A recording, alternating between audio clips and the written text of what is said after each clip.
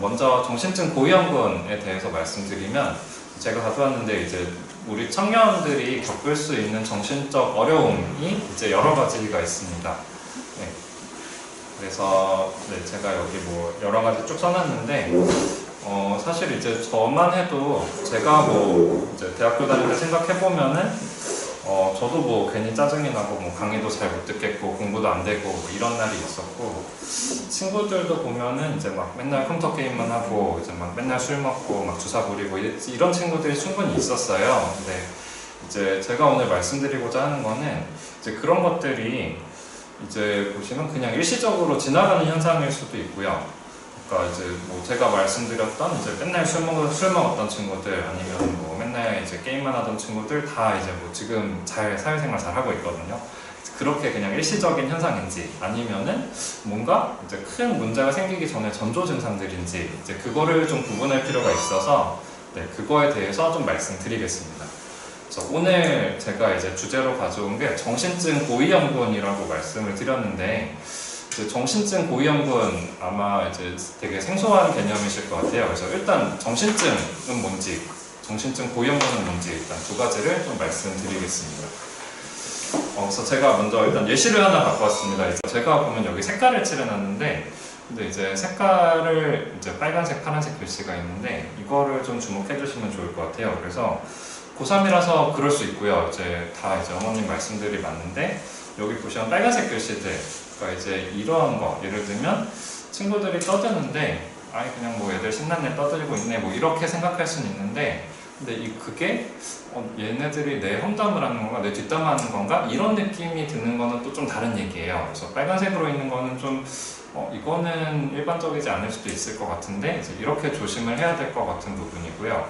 가령 이제 이런 거는 심해지면은 소위 뭐 이제 피해망상이나 이제 이런 거가 될 수 있기 때문에 조금 더 주의를 해야 되는 부분이고, 그 다음에 뒤에 있는 부분도 가령 이제 학업에 집중력이 떨어지고 감정이 무뎌진다 이런 얘기를 했는데, 이제 좀 애들 때문에 스트레스 받는데 아니 뭐 공부하는 데는 지장 없다. 그러니까 이제 학생은 직업이 공부잖아요. 근데 이제 공부 잘한다 그러면은 뭐 별일 아닙니다. 근데 만약에 뭐 성적이 떨어지고, 여기도 밑에도 빨간색 써놨는데 성적이 떨어졌고 그리고 감정이 무뎌진다고 했는데, 감정이 무뎌지는 것도 있을 수 있는 일이지만 이제 큰 병의 전조 증상이라는 얘기들이 요새 많이 있어요. 그래서 이런 거는 좀 우리가 주목을 해야 될 부분이고요. 제가 이게 파란 것도 써놨는데 이거는 오히려 이제 좀 좋은 사인이긴 합니다. 만약에 이 파란 글씨가 없었으면은 이제 이 친구는 뒤에서 말씀드릴 정신증으로, 그러니까 이제 병이 발생한 걸로 볼 수도 있을 정도의 증상들이에요. 그러니까 여기 제가 그럴 리가 없다는 걸 알면서도라고 썼는데, 만약에 그럴 리가 없다는 걸 알지 못하면은 이제 얘들이 분명히 내 험담을 하고 있다, 내 뒷담화를 하고 있다 이거를 믿기 시작하면은 그걸 우리가 이제 의학용어로 망상이라고 불러요. 그러니까 이제 소위 피해망상이 될 수도 있고, 뭐 니들 내 욕했지, 뭐 내 따라왔지, 내 공부하는데 방해했지, 이제 이거를 믿기 시작하면 소위 망상이 되기 때문에 아직 이 친구는 그거를 믿지 않고 있기 때문에 망상이 아니고 뭔가 큰 병이 되기 전에 좀 도움이 필요한 친구일 수도 있을 것 같다. 이거를 좀 알 수 있겠습니다. 그래서 제가 이렇게 예시를 가져와 봤고요. 먼저 정신증이라는 거에 대해서 말씀드리면, 이거는 이제 아마 우리 여러분들 잘 아실 조현병이 그걸 포함하는 개념이고요. 조현병을 포함해서 이제 일부 양극성 장애, 그러니까 조울증, 그리고 뭐 조현정동장애, 그리고 뭐 이제 우울증 중에 심한 어떤 뭐 망상이나 이런 증상이 있는 우울증 등등이 이제 포함되는 큰 개념입니다. 전형적인 증상은 조현병을 기준으로 말씀드리면 이제 남들이 듣고 보지 못하는 것을 느끼고, 그러니까 이거 각각 이제 환청, 환각, 환시라고 표현하고요. 환각이 있고, 다른 뭐 피해망상이나 과대망상 이런 비현실적인 믿음이 있고, 뭐 감정 표현, 이제 뭐 횡설수설하기도 하고 이런 게 있고요. 이제 이거는 이제 인터넷, 뭐 네이버 이런 데 찾아보면 많은 수많은 정보가 나옵니다. 검증되지 않은 정보 포함해서 나오는데, 근데 사실은 이렇습니다. 이제 가족 중에 비슷한 환자가 있으면 발병 확률이 더 높은 거는 사실이에요. 그래서 근데 이제 네이버나 이런 데 보면 이게 유전병이다 막 이런 얘기까지 있습니다. 근데 그거는 결론부터 말씀드리면 이게 유전질환은 아니고요. 왜냐면 이게 유전질환이라면 소위 말하는 이제 뭐 조현병 유전자, 정신증 유전자가 있어야 되는데 그런 유전자는 지금까지 밝혀진 게 없어요. 그래서 그러니까 유전 경향은 있지만 유전병은 아니다. 이렇게 알고 계시면 제일 정확할 것 같고요. 이제 정신증 중에 대표적인 이제 조현병 이거를 말씀드릴 거고, 이제 그러면 이게 유전병이 아니면 왜 가족들 중에 더 많이 생기고 왜 생기는가 이거를 보면은 일단 유전자랑 이제 스트레스, 환경의 영향 두 개가 이제 서로 상호작용하면서 병이 생깁니다. 그래서 예를 들면은 유전자, 어떤 특별히 이제 가령 뭐 가족 중에 환자가 있었거나 아니면은 뭐 내가 좀 더 취약하게 타고난 친구들은 이제 심한 스트레스를 받을 때 남들 같은 경우면 이제 그냥 넘어갈 수 있는 스트레스인데 좀 더 취약한 친구들은 이제 뇌가 좀 더 이제 그런 스트레스에 약할 수가 있어요. 그런 경우에는 이제 여러 뇌에 실제적으로 뭔가 영향이 생기고, 이제 저희가 뭐 MRI나 뇌파나 이런 검사를 해보면은 뇌 구조도 변하고 기능도 바뀝니다. 그래서 뭐 여러 가지 증상들, 뭐 불안한 거, 우울한 거, 이제 뭐 환각, 뭐 이제 망상 이런 거 등등이 생기게 되고요. 그래서 이제 결국에 정신증이라는 병이 생기게 됩니다. 그래서 이제 대표적인 조현병에 대해서 말씀드리면, 조현병은 뭐 흔합니다. 이제 더 흔한 병들도 있지만 조현병 자체도 흔하고요. 전 세계적으로 어디 나라를 가든 잘 사는 나라, 못 사는 나라, 뭐 우리나라 다 어디 가나 1%고요. 그래서 이거는 뭔가 뭐 누가 잘못해서 생기는 병도 아니고 왕따 당해 생기는 병도 아니고 그냥 이제 일정 확률로 누구나 걸릴 수 있는 병입니다. 그래서 우리나라에 약 48만 명 있는 걸로 생각되고, 이제 매년 4만 명이 새로 발병을 합니다. 그리고 문제는 이제 그 4만 명 중에 80%가 청년기 때 다 생겨요. 16에서 30세 사이에. 그렇고 이제 이게 중요한 거는 치료할 수 있는 병이고요. 가령 이제 뭐 치료 방법이 생기기 전에 뭐 중세시대 이럴 때는 다 이제 정신적으로 아프면은 뭐 막 수용소 이런 데 들어갔어요. 그래서 사회에서 격리시키고 그냥 가둬놓고 그냥 계속 이제 돌봐주는 게 끝이었는데, 요새는 이제 의학 기술이 발달해서 뭐 치료 기술이 워낙 많이 나왔기 때문에 약도 있고 뭐 약도 아닌 게 있고 워낙 많기 때문에 치료 가능한 병입니다. 근데 이제 오늘 제가 뒤에서 말씀드릴 정신증 고위험군 이런 얘기를 오늘 말씀드리려는 게, 조현병의 문제는 이거예요. 그러니까 치료 시기를 놓치면은 얘가 잘 안 낫습니다. 그러니까 똑같은 친구들이 가령 이제 똑같은 친구 두 명이 오늘 이제 조현병이 생겼는데, 한 명은 이제 오늘 병원에 가서 치료를 시작하고 한 명은 1년 동안 어떻게 하지 괜찮아지겠지 보다가 내년에 가서 치료를 시작했으면 똑같이 병이 생겼어도 늦게 치료를 시작한 친구가 이제 신기하게도 치료도 더 잘 안 되고, 그리고 치료하고 나서도 뭔가 경과가 더 나빠요. 그래서 회복도 좀 덜 되고 그런 게 있어서 그런 얘기들이 나오고 있습니다. 그래서 조현병 대표적인 게 뭐 영화 나온 뷰티풀 마인드라는 영화인데, 이분 노벨상 받으신 분인데 이제 조현병 앓으셨죠. 존 내시라는 분인데 전 이런 병이 되고요.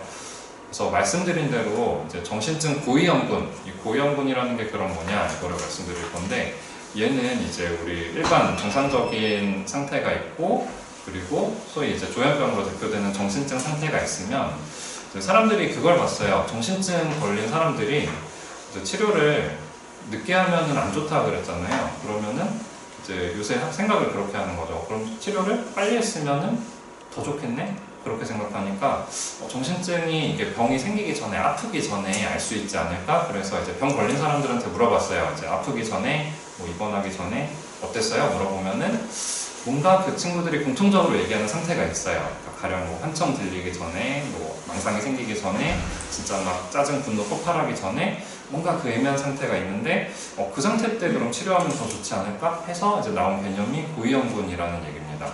그래서 이 고위험군이라는 거는 뭐가 이 친구들이 위험하다 그런 게 아니고, 그러니까 이제 일반인들에 비해서 정신증이 생길 위험, 가능성, 그 위험성이 더 높기 때문에 고위험군이라는 개념이고요. 그래서 말씀드린 대로 그 병이 아픈 친구들한테 이제 물어보면은 아프기 전에 너 몇 달 전에 어땠니? 물어보면은 물론 그런 친구들이 있어요. 계속 멀쩡하다가 어제까지 괜찮았는데 오늘 갑자기 막 한청이 들리고 뭐 이런 친구들 물론 있습니다. 사람마다 다른데 전형적으로는 물어보면은 몇 달 전부터 조금 달랐어요. 그러니까 미묘하게 대인관계, 뭐 공부하는 거 이런 거 조금 떨어지기 시작하고, 왠지 불안하고, 뭐 막 분노까지는 아닌데 짜증나고, 그리고 약한 증상들이 나와요. 그러니까 망상까지는 아닌데 앞에 이제 증례 보여드린 것처럼 아닌 건 알겠는데 자꾸 신경 쓰이고, 사람들이 신경 쓰이고 내가 피해받는 것 같고, 뭐 과대망상 비슷한 게 생길 수도 있고, 한청까지는 아닌데 소리가 들리는 것 같기도 하고 아닌 것 같기도 하고, 이제 이런 증상들이 생깁니다. 그래서 이런 거를 이제 찾아보자 하는 얘기가 요새 많이 나오고 있고요. 이 얘기가 왜 중요한가 말씀드리면은 정신증도 그렇고 다른 병들도 그런데 더 일찍 진단하고 더 일찍 찾으면은 빨리 치료하면은 치료가 더 잘 됩니다. 그리고 치료하고 나서 경과라는 게 가령 이제 사람들이랑 지내는 거, 이제 뭐 취직하는 거, 뭐 이런 것도 다 좋고요. 그래서 이건 생각해 보시면 당연한 거예요. 왜냐면 이제 치료하는 친구들 보면은 이제 알겠지만 한편 이제 뭐 그런 정신증, 특히 뭐 조현병이나 이제 뭐 조울증, 그러니까 양극성 장애 이런 게 이제 심하게 발병하는 친구들은 한번 발병하면은 이제 뭐 사회생활하던 친구들은 뭐 회사도 잘리고 친구들 다 이제 왜 이래 그러고 이제 다 등 돌리고 그렇게 되거든요. 근데 당연히 이제 그런 일이 있기 전에 치료하면은 나중에 이제 대인관계, 뭐 사회생활 훨씬 더 잘하겠죠. 그래서 그런 학계에서도 지금 되게 이런 걸 찾아서 빨리 치료하려고 노력 중이고 나라에서도 당연히 이제 관심을 많이 갖고 있습니다. 그래서 옆에 그래프 보시는 것처럼 이제 조기 치료를 하면은 이제 치료가 더 빨리 되고 그리고 치료되고 나서도 증상이 더 잘 없어집니다. 반면에 이제 늦게 치료하면은 이제 치료가 되긴 되지만 조금 더 이제 회복이 느릴 수 있다 이런 개념이 요새 나오고 있고요. 그래서 고위험군이라는 거 말씀드린 대로 막 이 친구들이 위험한 사람들이다 이런 얘기가 아니고 이제 정신증이 생길 가능성, 그러니까 그 위험성이 보통 사람들보다 높다는 의미고요. 근데 높다는 것도 보시면 이제 지금까지 최신 연구들 보면 이렇게 돼 있어요. 이렇게 우리가 고위험군이라고 하는 친구들이 그 이제 애매한 증상이 있는 친구들이 2년 동안 이제 2년이 지나면은 실제로 조현병 생길 가능성이 한 20%, 30% 되는 것 같다 그렇게 돼 있는데 굉장히 높은 거긴 해요. 왜냐하면 앞에서 말씀드렸던 이제 조현병이 이제 일반인 중에 1% 생기거든요. 근데 이제 이 친구들은 20%가 생기는 거면 이제 그 가능성이 20배 높아지는 거잖아요. 그래서 높은 거는 맞지만, 근데 거꾸로 생각해 보면 2년 지나도 80%는 이제 병이 안 생기는 거예요. 그래서 사실 이 친구들은 저희가 환자라고 부르진 않습니다. 그래서 환자라고 부르진 않고 사실 왜냐면 이제 발병하지 않을 가능성이 더 높은 친구들이기 때문에 다만 이제 일반인들보단 더 조심하고 더 잘 봐야겠다 이제 이렇게 보고 있고요. 그리고 이 정신증 고위험군이라는 거는 이제 환자가 아니라고 말씀드렸는데 이제 비슷하게 병도 아닙니다. 이게 무슨 막 뭐 우울증 막 뭐 이런 병도 아니고요. 각자 다 증상이 달라요. 어떤 친구들은 뭐 환청이 들리는 것 같은데 애매하다 이렇게만 얘기하고 어떤 친구들은 그냥 짜증이 많이 나기만 한다 그러기도 하고 그래서 다 다릅니다. 다만 이제 이 친구들이 공통적으로 갖고 있는 거는 일반인들보다 정신증이 생길 가능성이 더 높아서 조심해야겠다. 이렇게 보시면 되고요. 흔한 증상들 이런 게 있습니다. 이거 이제 프린트에 있을 거기 때문에 이거는 제가 다 읽진 않고 넘어가겠습니다. 다만 이제 앞에 말씀드린 대로 애매한 증상들이에요. 그러니까 완전히 이제 뭔가 병이 생긴 증상도 아닌데 그렇다고 이게 일반적인 증상도 아니고 애매한 것들 이제 그런 경우가 있고요. 이런 증상들이 제가 말씀드린 뭐 정신증 고위험군인지 그러니까 이게 조심해야 될 증상들인지 아닌지 어떻게 하냐. 지금까지는 이제 불행하게도 막 이제 머리 사진 한번 딱 찍으면은 뭐 MRI 찍으면은 이제 뭐 조현병 발병 가능성이 높습니다. 뭐 그런 게 나오면은 너무 좋겠지만 물론 그런 연구도 지금 열심히 하고 있지만 아직은 그런 게 완벽하게 나오지 못했어요. 그래서 지금까지 가장 정확한 거는 이제 어쨌든 전문가와 심층 면담하는 것. 그러니까 제가 이제 하던 서울대병원 기준으로 한 2시간 정도 저희가 이제 본인이랑 가족들 면담을 해서 이제 평가를 하고요. 그런 이제 고위험군인지 아닌지 알 수 있는 도구들이 있고 여러 가지 종합적으로 고려해서 이제 면담을 해서 평가를 하는 게 가장 정확합니다. 말씀드린 대로 이제 검사들도 가능하지만 얘들은 이제 보완적인 역할입니다. 예를 들면 인지기능, 뭐 이제 가령 그런 얘기가 있어요. 이제 뭐 집중력, 기억력 이런 인지기능들 그런 게 조금 떨어진 친구들은 더 위험하다 이런 얘기가 있기 때문에 그런 거 검사를 하기도 하고 이제 실제로 그런 뭐 조현병, 양극성 장애 이런 것들은 뇌에도 변화가 있기 때문에 그런 변화가 있는지 그리고 이제 혹시 뭐 다른 뇌의 병, 뭐 예를 들면 뭐 어디 혈관이 어디 문제가 생겼거나 뭐 어디 종양이 자라고 있거나 이런 건 없는지 확인하려고 MRI 이런 거 찍기도 하고 뇌파, 뭐 피검사 등등을 하기도 합니다. 다만 얘들은 보완적인 거고 이제 면담에서 평가하는 게 지금은 제일 정확하다 이렇게 아시면 좋으실 것 같고요. 그래서 말씀드린 대로 객관적인 검사로 뭐 피검사에서 MRI 찍어서 진단이 된다 이런 거는 아직까지는 불행하게도 없습니다. 그런 상태고, 이제 검사들 그럼 뭐 어떤 걸 하고 있나 소개만 해드릴 건데, 말씀드린 대로 얘들은 그런 정신증이나 정신증 고위험군을 진단하는 검사는 아니기 때문에 그냥 이런 것도 있구나 하고 넘어가시면 될 것 같아요. 이제 여기 보여드린 집행기능이라고 쓴 거는 가령 이제 판단력이나 뭐 이제 그런 저희가 뭐 작업 기억 능력이라고 부르는 그런 것들을 평가하는 거고요. 다른 인지기능 검사는 이제 뭐 기억력, 그리고 지능도 있고요. 그리고 사회인지. 사회인지라는 거는 어떤 여기 옆에 그림 같은 게 있는데, 여기 보면 어떤 친구가 과일을 따려다가 힘들어서 못 따고 있는데 뒤에 앉아 책 보던 친구가 와서 같이 따서 이제 과일 따는 걸 도와주죠. 이런 건데, 이거를 보고 이게 무슨 상황인지 얼마나 잘 캐치할 수 있는지, 이해할 수 있는지 이런 거 보는 검사가 있습니다. 그래서 이런 인지 기능들이 낮은 이제 일반인들에 비해서 더 떨어져 있는 친구들은 우리가 더 조심해야 된다, 그런 얘기들이 있기 때문에 이런 것들 검사를 보조적으로 하기도 합니다.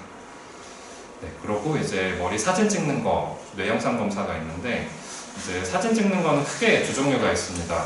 MRI라는 사진이 있고 CT라는 사진이 있는데, 뇌를 보는 데는 MRI가 가격이 더 비싸서 이제 그게 문제긴 하지만, 가격은 한 뭐 4~5배 정도 더 비싼데, 뇌를 보는 데는 MRI가 최고로 정확합니다. 이제 보시면 여기 안에 꼬불꼬불하게 막 들어있는 게 나오는데, 이게 뇌고요. 뇌를 보는 데 제일 정확한 검사고, 여기 막 빨갛게 돼 있는 부분도 보이는데, 뇌는 이제 MRI는 기능적 MRI라고 해서 뇌 어디가 활동하고 있는지 이것도 찍을 수 있는 기술이 있어요. 그래서 그 MRI가 가장 좋은 검사고, CT를 찍기도 하는데, CT는 뭐 10만 원 안쪽으로 저렴하게 찍을 수 있지만, CT는 이제 뼈를 보는데 제일 이제 유용한 검사고, 뇌는 이제 그림자 정도만 보입니다. 정확하게 나오진 않고요. 그리고 뇌파 검사, 뇌에서 이제 뇌세포들이 어떻게 활동하고 있는지 이런 거를 기록하는 검사, 이런 것도 할 수 있습니다. 예, 그리고 기타 검사, 뭐 정서평가, 뭐 심리검사, 뭐 혈액검사 등등이 있고요. 이제 말씀드렸듯이 얘네는 이제 그렇게 정확하게 그런 진단을 위한 검사들은 아닙니다. 네, 그렇게 되고, 이제 그런 고위험군들이 있을 때 이제 어떻게 치료하는지 그거에 대해서도 좀 말씀을 드리겠습니다. 그래서 이제 여러 가지 치료가 있는데, 일단 목적은 단 하나입니다. 이제 이 친구들이 이제 아프기 전에 우리가 아플 수 있다는 걸 알았으니까 안 아파지게 예방을 하자. 이게 제일 큰 목표고요. 약물치료, 비약물치료 이렇게 말씀드리겠습니다. 그래서 약물치료, 비약물치료까지 말씀드리고, 저희 이제 잠깐 1부 강의는 좀 이제 마무리를 할 거고요. 치료를 말씀드리겠습니다. 그래서 치료는 일단 장점은 이제 약을 안 먹는 치료도 있어요. 가령 뭐 소위 말하는 상담치료 이런 것들이 있는데, 그거 대비해서 제일 좋은 점은 효과가 빨라요. 왜냐면 이제 약들도 뭐 종류가 엄청 많지만, 가령 뭐 신경안정제, 뭐 수면제 이런 종류들은 먹으면은 뭐 한 30분, 1시간 내로 바로 효과가 나오거든요. 근데 상담은 내가 뭐 가서 상담한다고 막 그렇게 바로바로 효과가 나오는 건 아니기 때문에 훨씬 빠릅니다. 그래서 내가 당장 너무 급하다, 힘들다, 빨리 효과 보고 싶다, 그럼 약이 좋고요. 그리고 이제 뭐 불면증, 불안한 거, 우울한 거 이런 거는 약으로 굉장히 잘 잡힙니다. 그래서 그거는 장점이고요. 그리고 이제 효과를 보시면 이런 얘기가 있습니다. 어떤 약을 먹으면은 정신증, 조현병 이런 걸로 발병하는 거를 예방할 수 있을 것 같다, 이런 얘기들이 나오고 있습니다. 확실하진 않지만. 그래서 이제 예를 들면 뒤에 보여드리면, 이제 미국에서 이제 2006년도에 연구한 건데, 보시면은 이제 앞에서 말씀드렸던 고위험군, 이제 조현병이 될 것 같은 이제 위험한 친구들을 모아놓고 이제 약물 치료를 해봤어요. 약물 치료를 하고, 여기는 위약이라고 해서 빨간색은 위약이라는, 파란색은 위약이라는 걸 먹은 건데, 위약은 그냥 가짜 약이에요. 그러니까 파란색 이거는 가짜 약을 줬던 친구들이고, 빨간색은 진짜 약을 준 친구들인데, 여기 보시면 이 그래프가 내려가는 거는 이제 그래프가 많이 내려갈수록 이제 병이 많이 생겼다는 거를 뜻해요. 그래서 보시면 파란색 가짜 약을 먹은 친구들은 보시면 이렇게 가로축이 시간인데 한 365일, 1년 갈수록 병이 쭉쭉쭉쭉 생겨서 거의 한 이제 절반 가까이 병이 생기는 걸 볼 수가 있고요.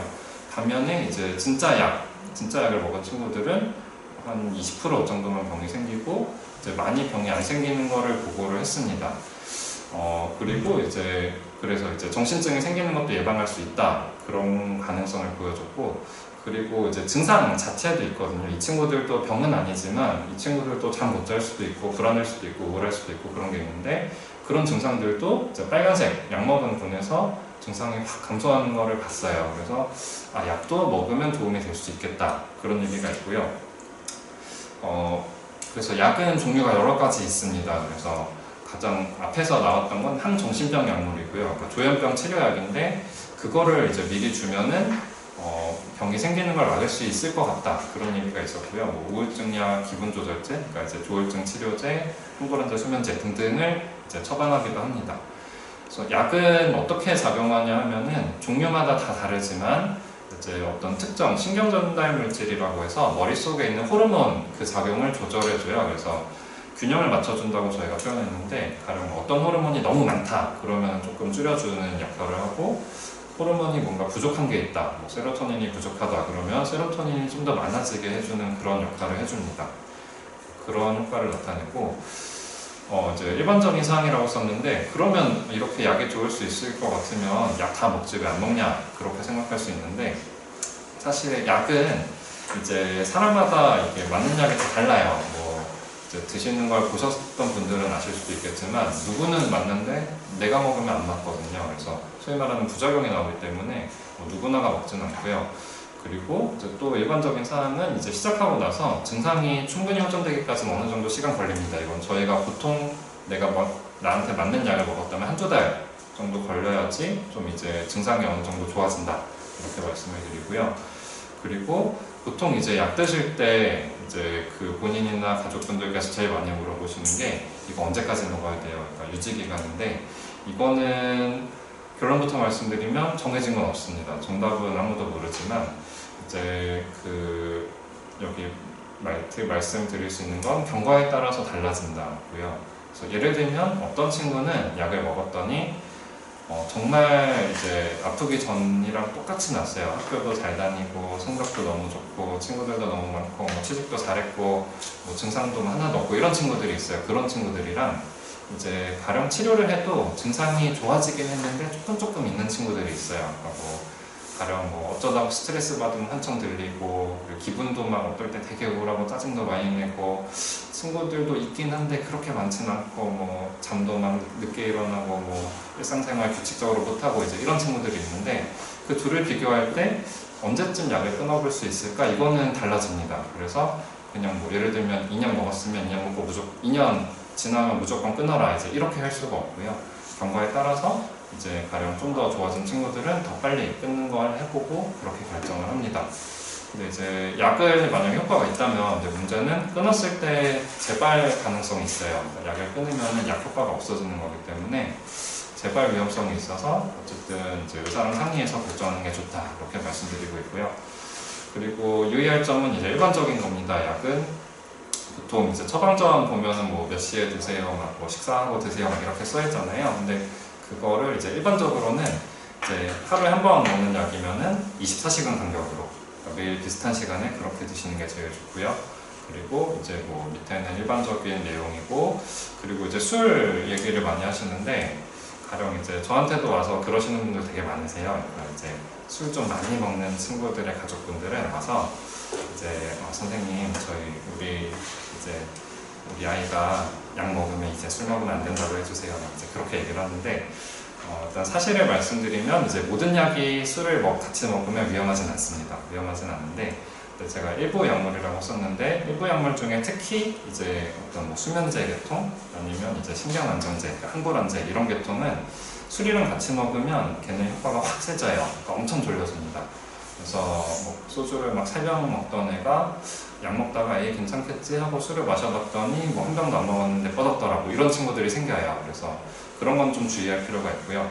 그리고 이제 또 상식적으로 술은 간에 좋지 않기 때문에, 가령 간에 부담이 되는 상태다 그러면은 이제 술 드시는 게 일반적으로 좋지는 않습니다. 그렇게 되고, 이제 부작용도 잠깐 말씀을 드릴 건데, 이제 부작용이 없는 약은 없어요. 가령 이제 우리 뭐 요새 백신 맞고 다 그냥 모두가 먹는 타이레놀 이런 것도 부작용이 다 있고요. 그리고 같은 약도 이제 다른 사람한테 없는 부작용이 나한테는 나올 수 있습니다.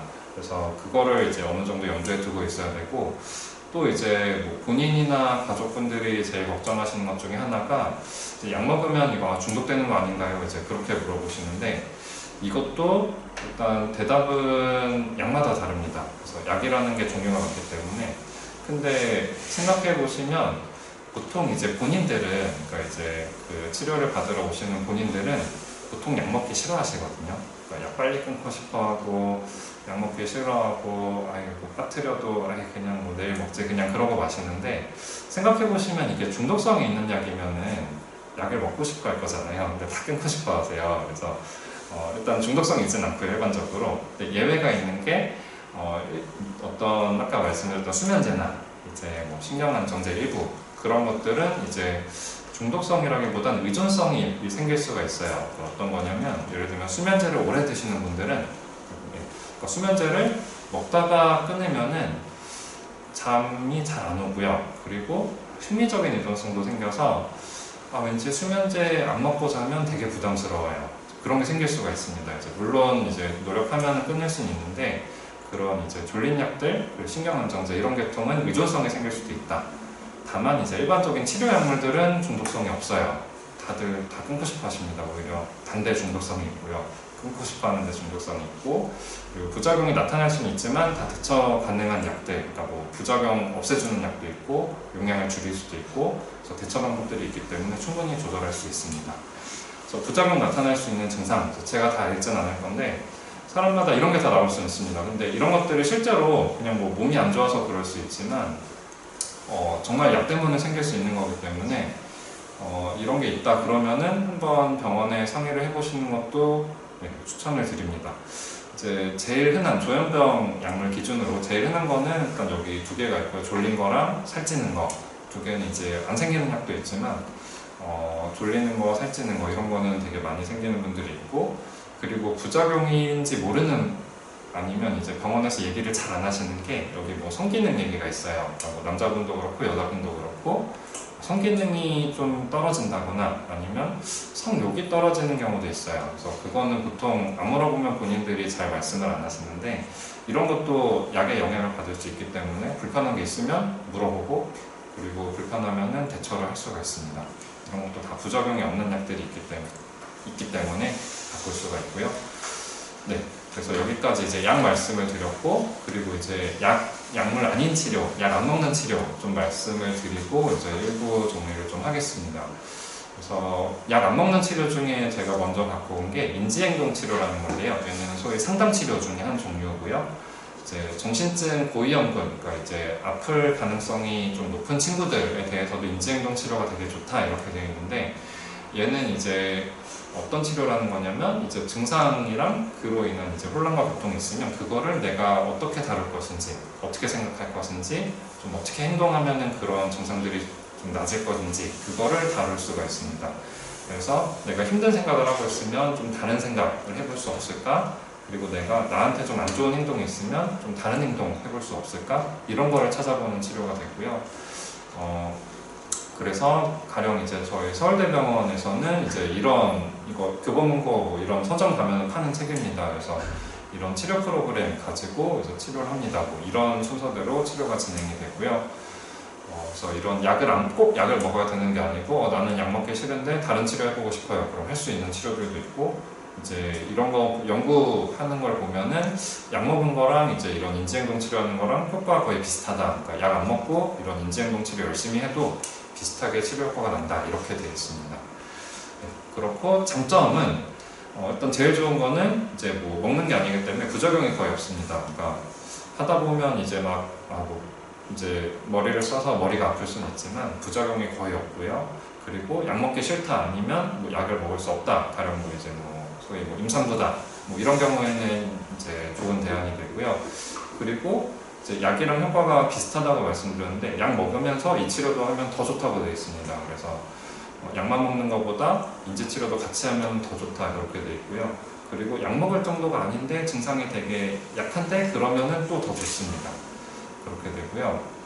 이것도 보면은 이제 정신증 고위험군, 이제 아플 가능성이 있는 친구들에서 이제 이 치료를 하면은 가령 이제 여기 표가 나와 있는데요. 위에 있는 게 그 인지행동 치료를 한 친구들이고요.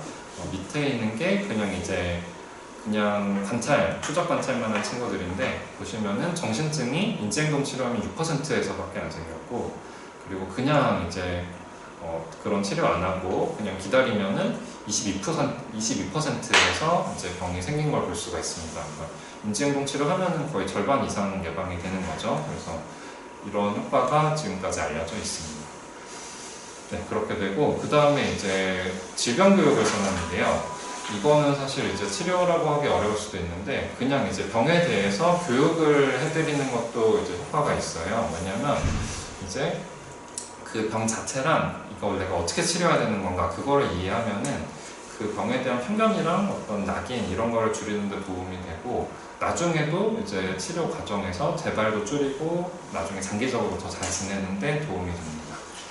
네, 그렇게 되고 이제 일부 마지막 슬라이드인데 소위 말하는 이제 상담 치료도 있어요. 정신치료라고도 하는데 이제 이것도 가족분들께서 되게 많이 물어보세요. 그러니까 사실 이제 아픈 친구들은 아프기 전에 보통 이제 이런저런 굴곡을 되게 많이 겪어요. 그러니까 학교에서든 친구들, 가족 뭐 다 이제 회사에서 상처를 여러 가지 받는데 이제 가족분들은 오셔서 선생님 우리 아이가 이제 받은 상처가 많아서 이제 이렇게 아픈 것 같아요. 상담 좀 받을 수 있게 해주세요 하는데 이제 그럴 때 저는 제일 먼저 드리는 말씀은 일단 본인의 의지가 중요하다고 말씀드려요. 이제 왜냐면은 상담이라는 거는 이제 내가 힘들어서 좀 나도 내 얘기를 해보고 싶고 좀 털어놓고 싶고 바꿔보고 싶고 이런 게 있으면 너무 좋습니다. 이제 그러면은 정말 효과도 좋고 본인도 되게 만족스러워 하는데 나는 별로 하고 싶은 생각이 없는데 남이 등 떠밀어서 상담 좀 해라 가서 다 얘기 말씀드려 막 이렇게 하면은 네, 사실 이게 진행이 안 돼요. 진행이 안 되고 억지로 하다가 몇 번 하다가 마세요. 네, 그래서 본인이 저는 그럴 때 이제 본인이 하고 싶어 하면은 받게 해주세요. 이제 이렇게 말씀을 드리고요. 그리고 이제 상담 효과는 뭐 밑에 나와 있는 것처럼 1, 2, 3, 4 불평 감소, 이제 뭐 자존감 향상, 그리고 힘든 일이 생기더라도 좀 더 잘 견딜 수 있게 되는 그런 효과를 상담에서 기대할 수 있습니다.